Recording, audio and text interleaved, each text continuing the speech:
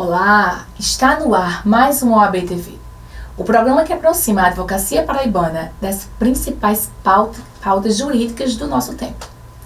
Hoje, vamos falar sobre direito processual civil, tema que está em constante evolução e que impacta diretamente a atuação da advocacia. Nosso convidado é o advogado, professor e conselheiro estadual da OAB Paraíba, Dr. Fernando Pessoa de Aquino Filho. Fique conosco, porque o OAB TV já começou.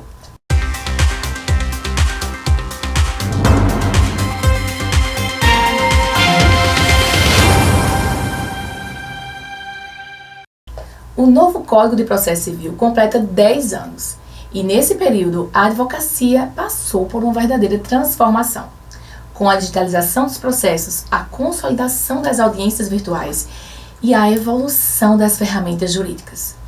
O advogado precisou se reinventar e o CPC acompanhou essa mudança.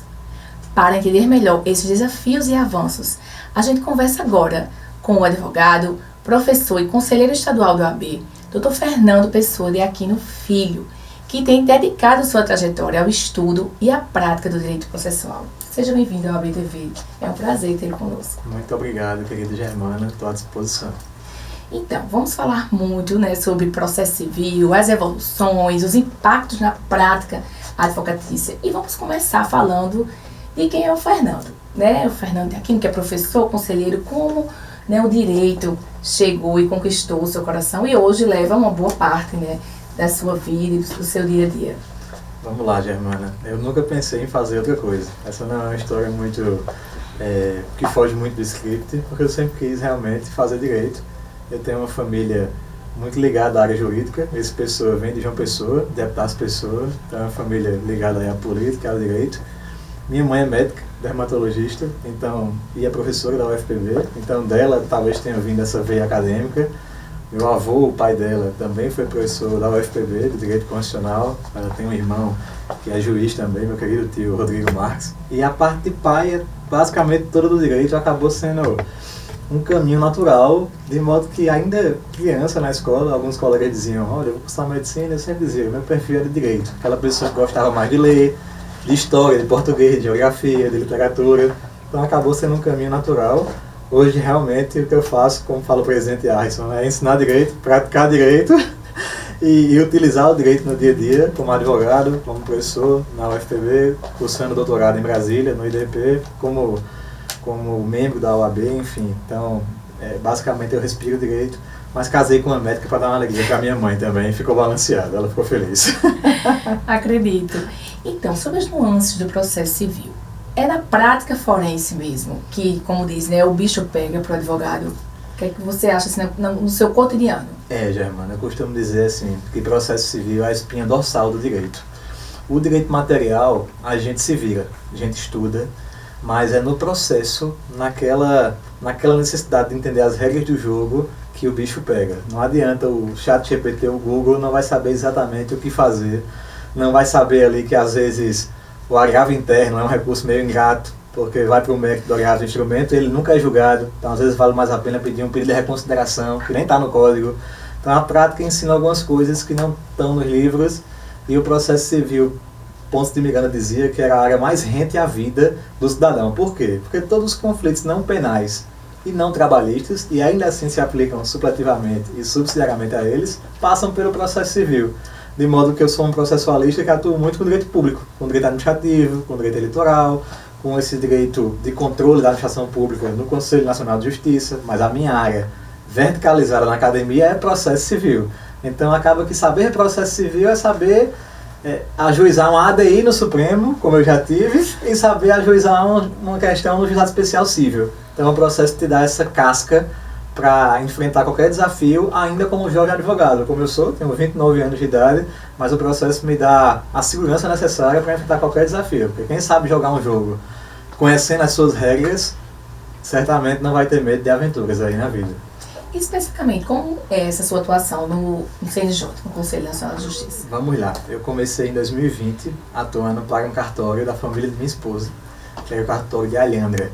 E ali surgiram indicações e eu comecei a atuar no controle de atos da corregedoria, de atos da presidência do tribunal E o CNJ acaba sendo esse tribunal que controla os atos dessa cúpula da magistratura estadual.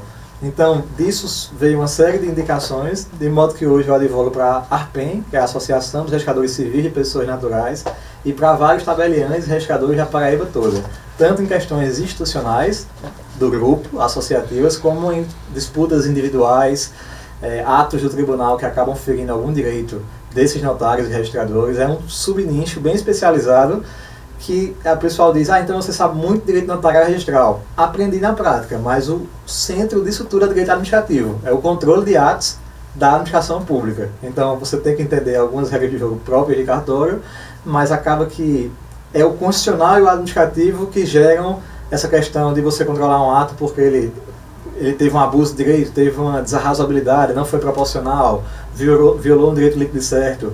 Essa noção geral de direito sempre me ajudou. Eu costumo dizer que, antigamente, ninguém queria dizer que tinha um escritório generalista. Esse é o maior erro que pode existir, no meu sentir. Tem até um livro muito bom que diz que o mundo é dos generalistas. Meu escritório faz uma advocacia para muitas empresas, por exemplo, quase 20 construtoras aqui. Eu tenho um sócio muito ligado ao societário empresarial, que é Guilherme. Lucas é um tributarista muito forte, está terminando o mestrado na USP. E eu faço o contencioso estratégico, de modo que para mim nunca foi um problema verticalizar no processo civil, que permite essa abstração e tem um escritório full service. A gente só não faz criminal e previdenciário. Então eu estou dizendo isso para dizer, pessoal, que vocês podem verticalizar, de repente, em uma área acadêmica. O processo civil ajuda muito, porque pega esse grande arco que vai do direito civil, imobiliário, até direito constitucional, tudo é processo civil, e no dia a dia não ter essa vergonha de admitir que seu escritório toca tudo. A gente tem uma equipe grande, somos 9 no escritório, de modo que, pelo contrário, o mercado consegue ser mais capilarizado por você fazer quase tudo, e não tem problema algum nisso. Você tem uma área verticalizada academicamente, mas no jogo da vida você é um resolvedor de problemas. Eu acho que falta o pessoal virar essa chave. E, com todo respeito aos escritórios que são só focados em uma área, eu acho que você está deixando algum dinheiro na mesa. Que maravilha. Estamos completando 10 anos, né, no nosso código e já evoluímos bastante. Temos muito a evoluir, principalmente agora com as inteligências artificiais. No seu ver, e você, melhor do que ninguém para falar, nos codirianos, o que a gente pode vir a melhorar no nosso código? Vamos lá, Germana. O Código de Processo Civil de 2015, nosso aniversariante de uma década, ele tem 3 grandes características que para mim são encantadoras. Primeiro, o sistema de precedentes. É um código, Germana, que ele racionalizou muito o sistema judicial. Quando ele valoriza os precedentes, ele valoriza a segurança jurídica, ele valoriza uma estabilidade, uma cognoscibilidade e torna todo o sistema mais previsível para aquela pessoa que tem que gozar dessa previsibilidade, que é o constituinte, que é o jurisdicionado, que é o destinatário de todo o sistema de justiça, ele é o consumidor disso tudo. Então, ao valorizar os precedentes, ao dizer, por exemplo, que recursos especiais e extraordinários que vão contra precedentes vinculantes não sobem, ao prever aquela tutela da evidência pautada em precedente vinculante, muito bom, já democratizou o ônus do processo. Ao dizer que o relator no tribunal pode julgar monocraticamente uma apelação se ela tratar de questão que já foi objeto de precedentes vinculantes. Então tudo isso torna o sistema mais racional, desencoraja aventuras jurídicas, isso é muito bom, esse é o primeiro ponto. Um segundo ponto muito bom no meu sentir é que é um código que trouxe flexibilidade. Então as partes podem fazer negócios jurídicos processuais, elas podem calendarizar o processo, elas podem ainda no âmbito contratual, tá fazendo um contrato de locação, mas já dizer assim, o inquilino está renunciando à ordem de penhora. Isso é um negócio jurídico pré-processual, pouco utilizado, mas você já, antes do conflito surgir, você já pode regular dentro da autonomia da vontade como vai ser o processo. Olha que liberdade das partes. Isso é muito interessante.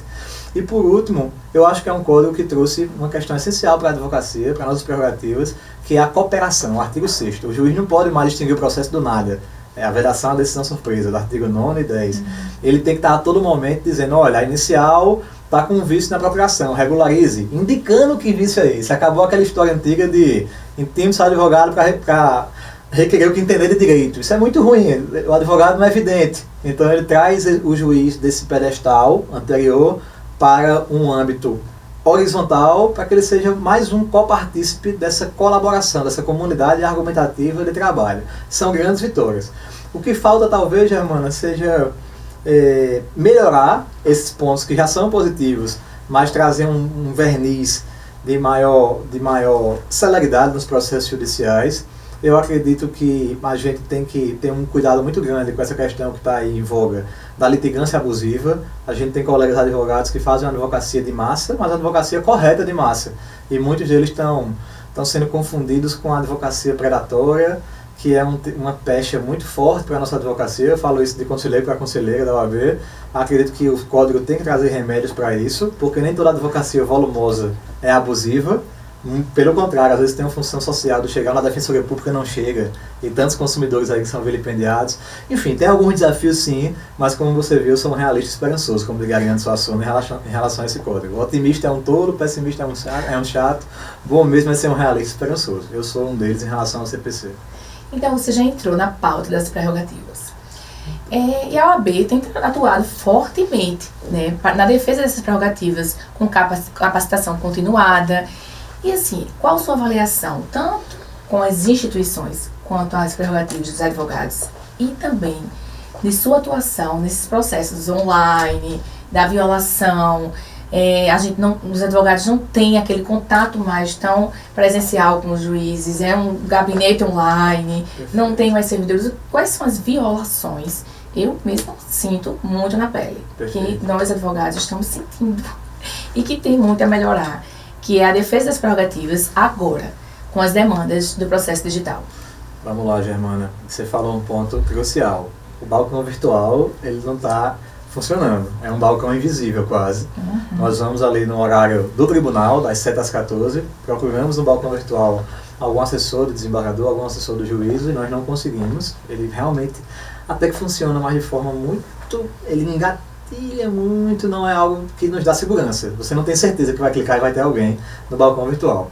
Um ponto que também eu sinto muito na prática é o respeito aos honorários comerciais, principalmente no Tribunal Regional Federal da 5ª Região. A gente nota uma resistência da magistratura no sentido de aplicar o artigo 85 do CPC, causas que não têm valor irrelevante, deve seguir ali 10 a 20%, não tem o que falar. Esse é o tema 1076 do STJ, julgado em repetitivo, foi para o Supremo, por 6 a 5, julgou pela constitucionalidade do dispositivo. Então, a apreciação equitativa, que é o juiz dizer qual é o valor, assim, por apreciação equitativa, ou seja, por uma questão de razoabilidade, de equidade, dos honorários justos, só quando o valor for irrisório. Aí sim, porque se o valor da causa é R$1.000, R$200 de honorário não dá. Então a lei deveria aplicar a equidade com base na tabela da OAB, que é o 85, parágrafo 8º-A. E nessa parte de aplicar a tabela da seccional da OAB, muitos julgadores dizem, isso é só um farol, isso não é vinculativo. Nós temos tido belas vitórias aqui no tribunal, de alguns desembargadores que têm uma visão mais sensível para a advocacia, mas infelizmente não é unânime, e alguns dizem que a tabela da nossa tão sagrada OAB é um mero farol, não vincula, mas quem disse que vincula foi o Parlamento. Foi o Congresso Nacional, é lei, está no CPC, de modo que, no meu sentir, caberia a magistratura tão somente aplicar a legislação e não tentar inovar nesse ponto. Para mim, essa é uma grande violação de prerrogativas, porque mexe com o verbo alimentar, mexe com nossos justos honorários. Esse é um bom exemplo do tema. Que às vezes se passa anos, não vou falar de meses, não, de anos, para serem recebidos. Verdade. Pessoal, vamos dar uma breve pausa e voltamos já no segundo bloco, com mais informações sobre o Conselho da OAB e também muito sobre o direito processual civil. Até já!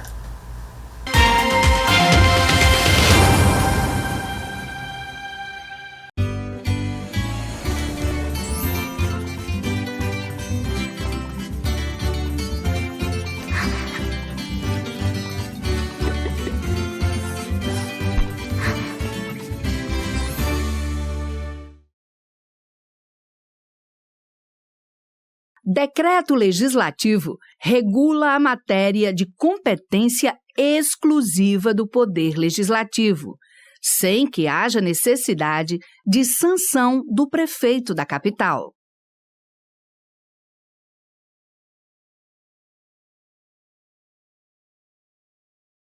Você sabia que quando uma calçada é rebaixada, o comerciante não pode restringir o estacionamento? Tá aí, gostei. Vou perguntar à lei como é que eu exijo esse direito. Consulte as leis e chame a Lê, a nova assistente virtual da Câmara de João Pessoa. Você pode dar o sangue por você? Você pode dar o sangue pelos seus sonhos?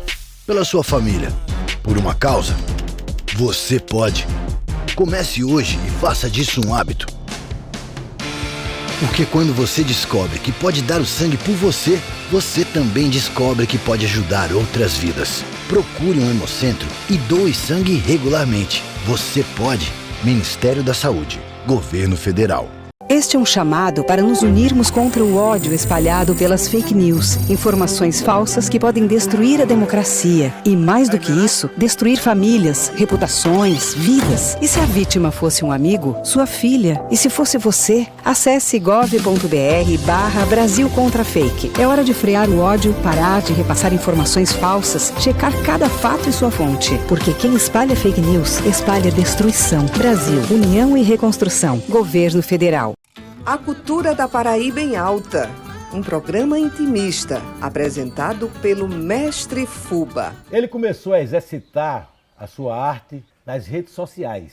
Eu dei um coice na engenharia pra fazer teatro, música e poesia.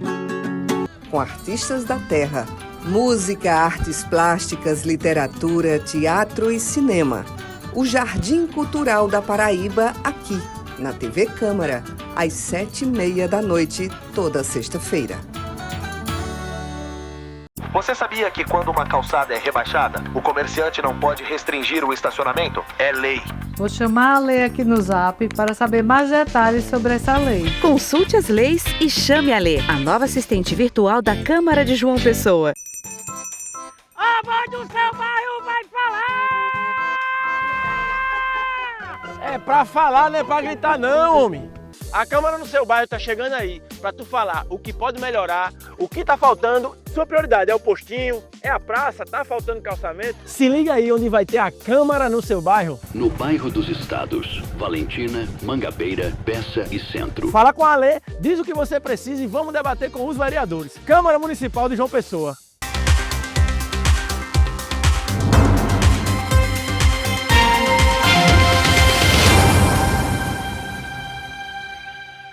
Estamos de volta com o ABTV e o nosso papo de hoje é com o professor e advogado Fernando Pessoa de Aquino Filho. Então, doutor Fernando, vamos falar sobre, além de advogado, professor universitário, sobre sua atuação no Conselho Estadual da OAB. Como vem sendo essa experiência e participar de decisões tão importantes dentro do Conselho de Ética da OAB Paraíba? Perfeito, Germana. Eu não imaginava que era uma responsabilidade tão grande. Eu pude servir ao sistema OAB como diretor na ESA, de 22 a 24, e agora eu assumi como conselheiro estadual, principalmente na primeira Câmara, onde tem menos membros, então a nossa carga de pauta é bem maior, e ali nós decidimos quem entra ou não nos quadros da OAB. Então, parece simples, mas às vezes surgem uns temas que nós chamamos de bolas divididas ali. Vou dar um exemplo, a pessoa que graduou-se antes de 94, que é quando surge o nosso estatuto e prevê a obrigatoriedade de exame de ordem. Essa pessoa se formou antes do regime do exame. E aí ela pode adentrar na OAB hoje ou não. Antigamente se tinha o entendimento de que sim, porque quando ela se formou, se graduou, não existia o exame, ela poderia. Houve um overruling, uma superação de entendimento na primeira Câmara do Conselho Federal e diz o seguinte, que só se ela tiver se inscrito na OAB antes de 94, quando não tinha o exame. Então ela tinha que ter entrado suspendido, porque passou no concurso da magistratura ou de outra atividade incompatível, e se for só para voltar, tudo bem, ela não precisa do exame. Mas aquele que se formou em 90, por exemplo, 4 anos antes, foi exercer uma função que já era incompatível com a advocacia desde sempre e nunca entrou na ordem, não pode. Hoje em dia ele deve estar adequado ao regime jurídico atual, que é fazer o exame de ordem. Então são questões peculiares que nós não estamos acostumados a ver fora da função de conselheiro, e é uma responsabilidade muito grande. É da primeira Câmara que saem ali as solenidades de posse, que a gente vê a angústia de pessoas que entram em contato com um conselheiro, a gente passa realmente a decidir vidas ali, é muito mais do que uma burocracia. Eu levo com muita responsabilidade essa missão. As pessoas acham que por ser voluntário, por ser uma atividade que não é remunerada, é algo simples, mas não. É realmente um munus público, como está no nosso estatuto, e é uma atividade que exige muita responsabilidade e muita seriedade ao julgar cada caso. Eu tenho muito orgulho de ser conselheiro da OAB e de representar essa instituição. e dou toda a minha vida ali em cada processo. É verdade. E eu acredito que vai chegar, né, a tendência é que aqueles casos, como já falamos, de advogados que fazem aquelas propagandas que alguns concordam e outros não, nas redes sociais. Qual a sua visão sobre as publicações em redes sociais envolvendo advogados?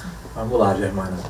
Recentemente, o Colégio de Presidentes das Seccionais fez uma sinalização da necessidade de uma atualização no nosso Código de Ética em relação à publicidade nas redes sociais. Eu, ao mesmo tempo que eu entendo, e é fato, que nossa profissão ela é especial, porque ela é mais institucional, não dá para ter dancinha de TikTok no meu sentir, eu sou avesso a esse tipo de coisa, mas ao mesmo tempo que isso é verdade, eu também entendo muito o clamor dos jovens advogados. Eu não sou advogado há tanto tempo assim, faz só 6 anos, mas eu vejo os alunos comentando: professor, como é que eu vou me inserir no mercado de trabalho com 6 meses de advocacia se eu não posso comentar que eu obtive uma vitória? Então, eu acho que, como diria Aristóteles, a virtude está no meio aí. Os dois lados têm algum grau de razão, mas eu acho que a gente consegue fazer uma publicidade um pouquinho mais frouxa, um pouco mais atualizada, sem perder também o nosso grau de respeitabilidade, de seriedade que a advocacia, sem dúvida, exige por ser uma profissão jurídica, a começar pela forma como a gente tem que se vestir. Isso. E você que está, né, vive nas aulas, na universidade, o que é que a tecnologia nessa nova geração vem, né, impactando na gestão dos processos e o que ainda tem que vir, né, a modernizar? E eu estou falando agora do que a gente pode também estar modernizando nos tribunais superiores, nos tribunais, se é possível ou não o uso da inteligência artificial para desafogar esse sistema jurídico que é tão lento, um pouco até a gente pode falar que é precário, mas que assim, a gente vê os juízes dando, né, talvez o seu máximo, mas a demanda é muito grande, né? Perfeito, Germana. Esse é um tema muito sensível, porque ao mesmo tempo que a IA, a inteligência artificial, ela pode ser uma grande aliada da razoável duração do processo, da celeridade, ela também me preocupa um pouco na questão qualitativa.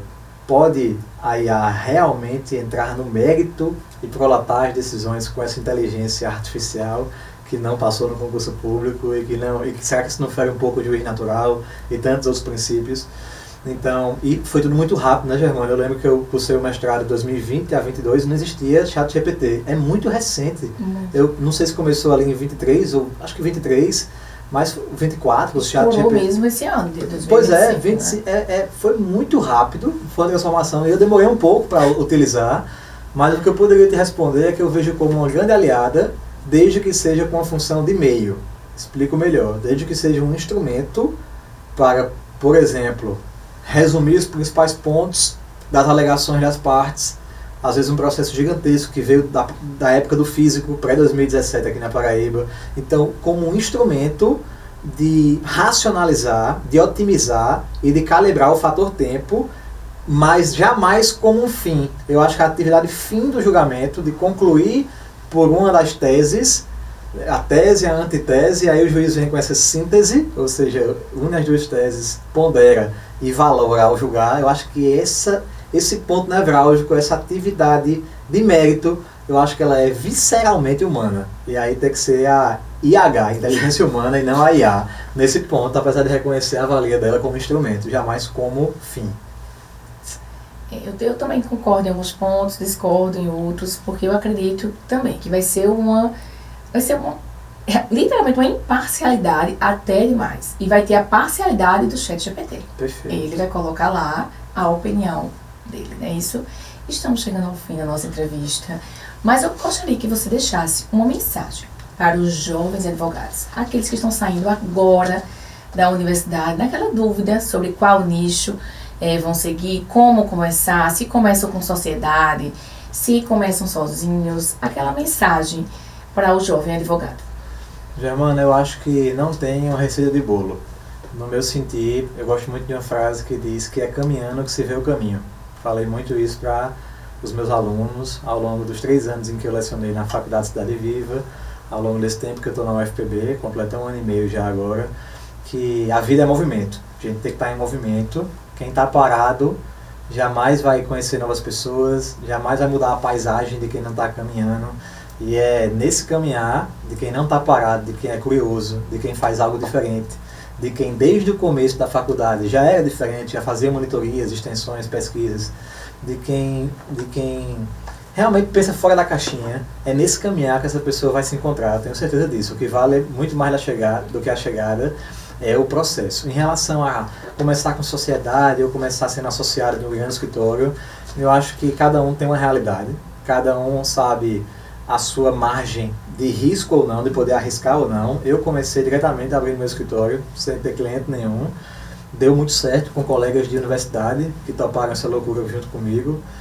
A gente rapidamente saiu do centro da cidade, do Plaza Center, quando o escritório mal tinha assessoria jurídica, alugou uma sala, não aguentava. Hoje a gente dobrou, comprou a sala do lado, somos meia lâmina de um andar, mas tudo isso foi com muito risco calculado. A gente deu passo, Deus deu o chão, tem que ter coragem, maior risco na vida é não correr risco, mas eu entendo demais que nem todo mundo vai poder, por um contexto de vida, começar assim. Então eu respeito muito e indico também que se comece como associado de um escritório maior, já mais bem planejado, que você ganhe o know-how e o know-who, que é conhecer as pessoas certas, para assim que for possível abrir seu escritório, ou não, sendo uma estrutura que abre possibilidades, que esteja disposta a um crescimento que valorize o mérito e uma certa horizontalidade, que você possa inclusive crescer nessa empresa. Resumindo, não tem receita de bolo, mas eu acho que a vida gosta de quem gosta dela, e você tem que ser um realista esperançoso, tem que dar o melhor de si em tudo que faz, e com certeza a advocacia também é muito generosa com quem insiste nela.